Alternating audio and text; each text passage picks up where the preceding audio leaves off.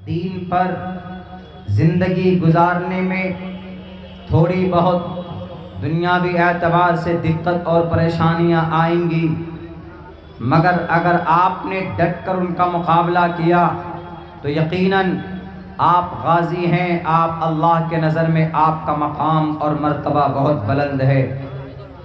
اللہ تبارک و تعالیٰ کی نگاہ میں اللہ تبارک و تعالیٰ کو نہ تو عہدہ پسند ہے، نہ مال و دولت پسند ہے، بلکہ اللہ تبارک و تعالیٰ کو آپ کی کوئی چیز، آپ کا کوئی اگر پسند ہے کچھ تو وہ آپ کا عمل اور آپ کا اچھا کردار اللہ تبارک و تعالیٰ کو پسند ہے۔ اس دھرتی پر 10.5 ارب انسانوں میں صرف 2 ارب انسان 1 ارب 98 کروڑ انسان ایسے ہیں جس کو اللہ تبارک و تعالیٰ پسند کرتا ہے، ورنہ باقی اور 8 کروڑ انسان اس دھرتی پر وہ ایسے ہیں کہ اللہ ان کے نہ تو عقیدے کو پسند کرتا ہے، نہ تو اللہ تبارک و تعالیٰ ان کے اقوال کو، نہ افعال کو، نہ ان کے احوال کو اور نہ ان کے قواعد سے اتفاق رکھتا ہے، بلکہ صرف ان 2 ارب انسانوں کی قدر اور قیمت اللہ تبارک و تعالیٰ کے نزدیک وہ کون ہیں؟ وہ کلمہ پڑھنے والے لوگ، وہ لوگ ہیں جو اللہ کی شریعت کو مانتے ہیں، وہ لوگ ہیں جو اپنی زندگی کے اندر محمد الرسول اللہ کے طریقے کو دخل دیتے ہیں، محمد الرسول اللہ کے طریقے کے مطابق زندگی گزارتے۔ آج اگر دنیا کا کوئی مسلمان کہیں پر ذلیل اور رسوا ہوتا ہے تو اس کا ذمہ دار اس وقت کا طاقتور بادشاہ یا اس وقت کا کوئی سیاسی لیڈر نہیں ہے، بلکہ اگر آج ہم رسوا اور پریشان ہوتے ہیں، ذلت اور مسکنت ہمارے ماتھے پر اگر تھوپ دی جاتی ہے تو اس کا ذمہ دار ہم خود ہیں۔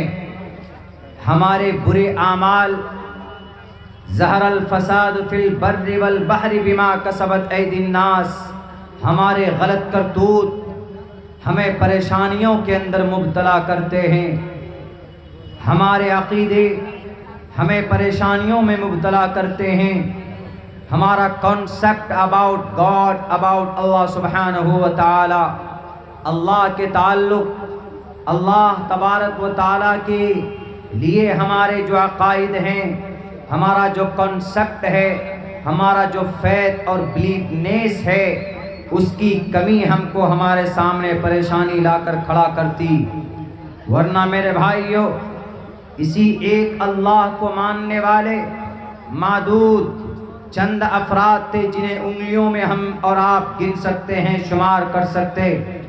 بڑی بڑی طاقت کا سامنا انہوں نے کیا، بڑے بڑے سپر پاور طاقتوں کی بنیادیں انہوں نے ہلا دی ہے۔ وہ ایسے تھے آگ کے سمندر میں کود جایا کرتے تھے، ظلم و ستم کے ان پہاڑوں کو ریزہ ریزہ کر دیا کرتے تھے۔ وہ لوگ تھے، وہ اللہ کو ایک ماننے والے تھے، اللہ کے فرمان کو اپنی جان سے زیادہ اور اپنی مان سے زیادہ ان کو ترجیح دیتے تھے۔ آج ہم مسلمانوں کی یہ اوقات دنیا کے سامنے میں جو آتا ہے ڈرا کر چلا جاتا ہے، جو آتا ہے مار کر چلا جاتا ہے۔ کہیں پر مسلمان ٹوپی کے نام پر مارا جاتا ہے، کہیں پر مسلمان لباس اور یونیفارم کو دیکھ کر ان کا موب لنچنگ کیا جاتا ہے، کہیں پر مسلمانوں کو قرآن پڑھنے کے نام پر، کہیں مسلمان ماں بہنوں کو برقع پہننے کی وجہ سے ان کی عزت و آبرو نیلام کی جاتی ہے۔ کہیں پر ہم اگر محمد الرسول اللہ کے میسج کو اور ان کی سنت کو اور ان کے اطوار کو اگر ہم آگے بڑھانے کی کوشش کرتے ہیں تو ہمیں ٹارچر کیا جاتا ہے اور ہمیں پریشان کیا جاتا ہے۔ آج ہم نماز بھی پڑھتے ہیں، آج ہم زکوٰۃ بھی دیتے ہیں، آج ہم روزہ بھی رکھتے ہیں، In spite of these things, and right now we become very weak. ہم کمزور بن چکے. اس کے ارتھ کو, اس کے وجہ کو ڈھونڈنا ہوگا. میں کہتا ہوں کہ جہاں پر ہماری اپنی شریعت سے دوری ہمارے کمزوری کے اسباب میں سے ایک بڑا سبب ہے, وہیں پر ایک سبب یہ بھی ہے کہ آج کا مسلمان گروہوں میں بٹ چکا. آج کا مسلمان چھوٹی چھوٹی ٹکڑیوں میں بٹ چکا. آج کل کا مسلمان مختلف جماعتوں میں بٹ چکا. ایک بات یاد رکھیے قوم کے لوگوں, آپ کو یاد کرنا ہوگا بغداد کی تاریخ اٹھائیے. بغداد کے کتب خانوں میں اتنی کتابیں لکھی گئی تھی کہ وہاں پر کتابیں رکھنے کی جگہ نہیں تھی.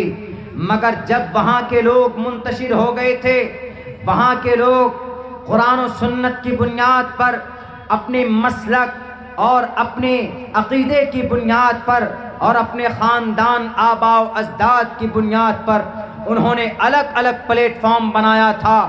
تو چنگیز خان ہلاکو خان کی عورتوں کے ذریعے سے ایک دن میں 18 لاکھ مسلمانوں کو گاجر مولی کی طرح کاٹا گیا تھا.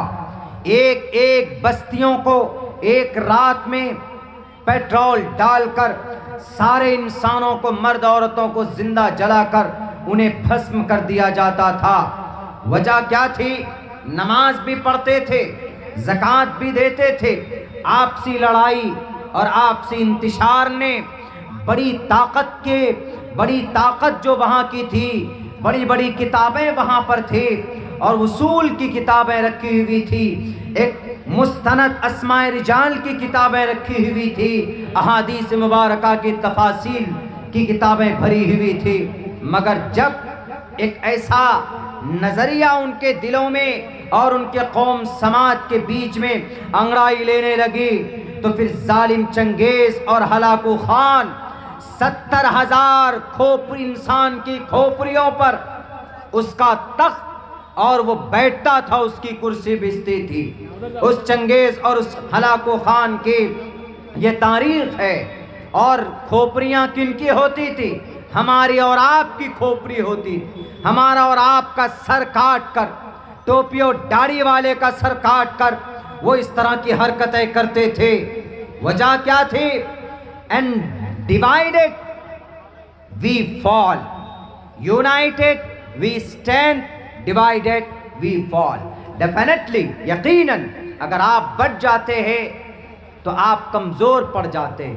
اگر آپ متحد ہوتے ہیں تو آپ ایک مضبوط طاقت بن جاتے ہیں. چاہے وہ 313 ہوں لیکن متحد ہیں تو 1000 لشکر جرار کے ناک میں نکیل ڈال دیا تھا. وہیں پر تعداد میں زیادہ ہیں جنگ احد کے میدان میں, لیکن چوک ہو جاتی ہے, 2 حصوں میں بٹ جاتے ہیں, تو وہاں پر آنے والی مدد بھی اللہ تبارک و تعالیٰ کی طرف سے روک دی جاتی. اور پھر 70 صحابہ بڑی بے رحمی کے ساتھ انہیں شہید کر دیا جاتا. اور آج کیا حالت ہے مسلمانوں کی؟ الگ الگ بٹے ہیں. ہم الگ, ہم سید, ہم انصاری اور ہم شیخ. ابھی ہم باقا پہنچے تھے کچھ دنوں پہلے, وہاں پر ایک کسی ہمارے بھائی کو سپورٹ کی ضرورت تھی. ہم جب وہاں پہنچے ہم نے کہا کہ آپ کامیاب ہوں گے, آپ کے سارے لوگ آپ کے ساتھ ہیں. انہوں نے کہا کہ مولانا بڑے دکھ کے ساتھ یہ بات کہنی پڑتی ہے کہ یہاں پر انصاری اور شیخ اتنی نفرت ہے ان کے بیچ میں کہ وہ مسلمان دوسرے غیر کو, ان کو چننا, ان کو سپورٹ کرنا, ان سے ہاتھ ملانا گوارا کرے گا, لیکن انصاری شیخ کو نہیں چنتا ہے اور شیخ انصاری سے مدد نہیں مانگتا ہے. یہ آج کی تاریخ ہے ہم مسلمانوں کی. اور اسی جرم میں, انہی پاداش میں آج مسلمانوں کو گاجر مولی کے طرح کاٹا جا رہا. بولنا پڑے گا, نہیں بولیں گے تو آپ کی آنے والی نسل گونگی ہوگی, گونگی زبان ہوگی منہ کے اندر لیکن وہ کچھ بول نہیں پائیں گے. زندہ رہنا ہے آپ کو تو آپ کو اپنی تاریخ کو دہرانا ہوگا. اگر آپ کو اس دیش میں دندنانا ہے تو آپ کو اپنی تاریخ اپنی آنے والی نسل کو بتانا پڑے گا۔ ان جلسوں کے منچ سے جلسہ کرنا گناہ نہیں، جلسہ کرنا پاپ نہیں۔ اللہ تبارک و تعالیٰ نے فرشتوں کو سامنے رکھ کر کے جلسہ کیا تھا اور تقریر کی تھی اور کہا تھا اذ قال ربک للملائکۃ انی جاعل فی الارض خلیفہ، زمین پر نائب بنانا چاہتا ہوں۔ We want to meet the human beings on the earth and please suggest me، بتاؤ، ایک مشورہ دے۔ ایک ظاہراً مشورے کی شکل تھی لیکن خبر دینا تھا، کیجئے آپ، قوم کو ایک صحیح پیغام دیجئے، قوم کو صحیح دشا میں لائیے۔ صرف جلسوں سے سماج کے اندر اصلاح یا ریفارم نہیں ہوگا، بلکہ ہمارے ساتھ ساتھ آپ کی سہیوگ کی، آپ کی تعاون کی ضرورت ہے۔ جس ٹاپک پہ میں بولنا چاہتا ہوں اتحاد و اتفاق، یونائٹڈ، یونٹی، یہ ہم مسلمانوں کی بھارت کے اندر بہت بڑی ذمہ داری۔ اگر ہم مسلمانوں میں یونٹی اور اتحاد نہیں ہے، لاکھ تنظیمیں بنا لو، لاکھ ہم اپنے سوسائٹی بنا لیں، ہم اپنے ٹرسٹ بنا لیں، اپنے اعتبار سے کام کریں، بٹ رزلٹ وہ نہیں آئے گا جو رزلٹ ملنا چاہیے تھا۔ ہمارے 600 نوجوان، 600 نہیں بلکہ 6000 نوجوان آج بھی معصوم ہیں، نہتے ہیں، تہمت دے کر، آروپ لگا کر انہیں جیل کے کال کوٹھیوں میں ڈال دیا گیا ہے۔ 6000 نوجوان جیل کی سلاخوں کے پیچھے ہیں۔ کون ان کی مدد کرے گا؟ کون ان کا کیس لڑے گا؟ اور کون ان کے پریوار کو مدد دینے کے لیے آگے آئے گا؟ یہ بہت بڑا ایک المیہ ہے۔ اگر کوئی آگے بڑھتا ہے یا تو اس کے ہاتھ میں ہتھکڑی ڈال کر اندر ڈال دیا جاتا ہے، یا اس کو ڈرایا جاتا ہے، اس کو دھمکایا جاتا ہے، یا اس کے اوپر FIR کر کے دیش دروہ کا الزام UAPA کے تحت ان کو اندر کر دیا جاتا ہے۔ اور ہم لوگ کچھ دن تک پروٹیسٹ کرتے، احتجاج کرتے ہیں کہ ریلیز فور فلاں، ریلیز فور فلاں، فلاں کو ریلیز کیجئے، فلاں کو چھوڑیے۔ ہفتہ دن 10 دن کے بعد پھر ہمارا وہ آندولن، وہ پروٹیسٹ بھی ہم ڈسٹ بن میں چلا جاتا، اس کے بعد ان کی زندگی تباہ ہو جاتی۔ نہیں میرے بھائیوں، بزدل بننے کی ضرورت نہیں ہے۔ واللہ احق ان تخشوا، اللہ سب سے زیادہ حقدار ہے کہ ہم اللہ سے ڈریں۔ ہم کسی طاقتور ظالم بادشاہ سے ہمیں ڈرنے کی ضرورت نہیں ہے۔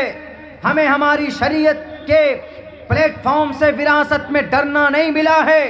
ہمیں اللہ تبارک و تعالیٰ نے کہا ہے کہ میری بندگی کرو، میری اطاعت کرو، اور حق بات اگر بولنے کی ضرورت پڑ جائے کسی مکھیا ممبر MP MLAs کے سامنے میں، کلمت حق جائر عند سلطان جائر، کلمت حق، حق بات کہہ دو، چپ مت ہو، خاموش مت بنو، اپنی زبان کا استعمال کرو، حق بات بولنا جہاں پر ضروری ہے وہاں پر حق بات کہو، جہاں پر خاموش رہنا بہتر ہے وہاں پر خاموش رہو۔ ادعو الی سبیل ربک بالحکمت والموعظۃ الحسنہ۔ لیکن نہیں، آج ہم مسلمان تو خود ہمیں مکمل طور پر پتہ نہیں کہ وی آر اے کمپلیٹلی مسلم، ہم سچے ہم مکمل مسلمان ہیں بھی کہ نہیں، پتہ ہی نہیں چلتا۔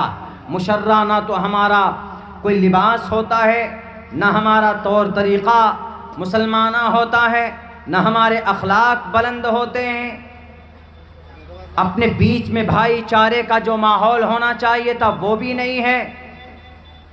کون مدد کرے گا آپ کی؟ India is a democratic country, جمہوری ملک ہے، یہاں پر آپ کو تو کھڑا ہونا ہوگا، سارے مائنورٹیز کے ٹوٹل، آدیواسی ہو، مسلمان ہو، بٹ فرسٹ آف آل دا مسلم قوم، مسلمانوں کو should be united against the anti of Muslim enemies of Islam۔ اسلام اور مسلمانوں کے جو دشمن ہیں ان کے خلاف آپ کو تو کھڑا ہونا ہوگا، ان کے لیے تو آپ کو بلند اپنی آواز بلند کرنی پڑے گی۔ میرے بھائیوں، محمد الرسول اللہ نے ابو جہل کے سامنے میں، محمد الرسول اللہ نے عتبہ، شیبہ، ولید، حنظلہ، مغیرہ کے سامنے میں آپ علیہ السلام خاموش نہیں تھے، آپ ڈرے نہیں کسی سے، آپ نے پوری وقار کے ساتھ، پورے شانتی کے ساتھ، پورے امن کے ساتھ، پرامن طور پر اللہ تبارک و تعالیٰ نے اللہ کی وحدانیت کا پرچار کیا۔ لیکن جب ضرورت پڑی ہے کسی باطل کے سامنے کھڑے ہو کر تلوار بلند کرنے کی، تلوار سے ان کے مقابلے کی، تو آپ پیچھے نہیں ہٹے ہیں۔ محمد اچھی بات کرنا بھی جانتے تھے، محمد الرسول اللہ گلے سے بھی لگاتے تھے، محمد الرسول اللہ جھڑکتے بھی تھے، محمد الرسول اللہ بڑے نرم دل بھی تھے، محمد الرسول اللہ شفقت اور محبتانہ ان کا معاملہ ہوا کرتا تھا۔ لیکن جب ضرورت پڑ جاتی تھی تو آپ علیہ الصلاۃ والسلام کا جواب ہے۔ جب عتبہ، شیبہ، ولید، حنظلہ، مغیرہ آئے، کن کے پاس؟ ابو طالب کے پاس، کہ ابو طالب تمہارا بھتیجا یہ کون سا نیا دین لایا ہے، یہ کون سا نیا قانون ہے، یہ کون سا نیا سسٹم ہے؟ We are not able to understand about that, ہم اس کو نہیں سمجھ سکتے ہیں۔ Explain me otherwise and open deny your brother and your son, اپنے بھائی کے بیٹے کو، اپنے بھتیجے کو منع کر لو، وہ رک جائیں، ہم ان کو تمام چیزیں دینے کے لیے تیار۔ ان کو پیسہ چاہیے، ان کو عرب کے تمام خزانوں کی چابیاں ان کے ہاتھ میں لا کر رکھ دیتا ہوں۔ اگر محمد ابن عبداللہ کو کوئی خوبصورت عورت چاہیے تو ہم وہ بھی دینے کے لیے تیار ہیں۔ سب سے زیادہ حسین ترین عورت جو اس حجاز کے، اس عرب کے سرزمین پر ہوگی، اس عورت کو محمد کے قدموں پر لا کر رکھتے ہیں۔ منع کر دو، صرف رک جائے اپنی بات کو رکھنے سے، اللہ کے پیغام لوگوں تک رکھنے سے، وہ رک جائے، جو کہے۔ اگر ان کو سرداری چاہیے، ان کو کرسی چاہیے، مکھیا بننا ہے تو ہم ووٹ انہی کو کریں گے، سرپنچ بننا ہے ووٹ انہی کو کریں گے۔ لالچ دیا کنہوں نے؟ گرو گھنٹال نے۔ وہ کون گرو گھنٹال؟ جو 313 بتوں کے سامنے جن کا سر جھکتا تھا، انہوں نے ان کے سامنے میں یہ پرپوزل رکھا، محمد الرسول اللہ نے ٹھوکروں سے ان کو ہٹایا۔ محمد الرسول اللہ صلی اللہ علیہ وسلم نے کہا کہ چچا آپ نے کیوں نہ کہہ دیا کہ ابو جہل، اے عتبہ، اے شیبہ، آؤ میدان میں، یہ تو کچھ نہیں ہے، ایک ہاتھ میں چاند کو لا کر رکھو، دوسرے ہاتھ میں سورج کو لا کر رکھو۔ اگر تم یہ کہو گے، لا کر رکھ دو گے کہ محمد ہم نے سورج کو، مارچ کو اور منگل کو آپ کے ہاتھ پہ لا کر رکھ دیا ہے، آپ رک جاؤ اس تحریک کو آگے بڑھانے سے، تو محمد ابن عبداللہ نہیں رکے گا۔ اللہ نے جس کام کے لیے مجھے پیغمبر اور رسول بنایا ہے، میں وہ کام ضرور کروں گا، چاہے جتنی طاقت ہو آزما لو۔ یہ تھے محمد، ڈرتے نہیں تھے، گھبراتے نہیں تھے۔ آج تو ہم مسلمان یا تو اپنی بات رکھنے سے ڈرتے ہیں، اور سب سے بڑی بات یہ ہے کہ اتنی بڑی نوجوان ینگ جنریشن کا اتنا بڑا طبقہ ہمارے اس ملک کے اندر موجود ہے، لیکن وہ بددین ہے، وہ بے دین ہے، and they don't know completely the history of the Islam and who was the Prophet Muhammad sallallahu alayhi wasallam, and when was born the Prophet Muhammad sallallahu alayhi wasallam, where was born the Prophet Muhammad sallallahu alayhi wasallam, and we don't know، ہم نہیں جانتے اور نہ ہم جاننے کی کوشش کرتے۔ میرے نوجوان ساتھیوں، آپ کے خون کے اندر جو گرمی ہے، اس کے اندر اور حرارت پیدا کرنے کے لیے آپ کو اپنے اسلام کی تاریخ کو پڑھنا ہوگا، محمد رسول اللہ کے اتہاس کو پڑھنا ہوگا۔ دنیا کے اندر سب سے بہترین نسل، سب سے بہترین حسب و نسب سے محمد رسول اللہ صلی اللہ علیہ وسلم تھے۔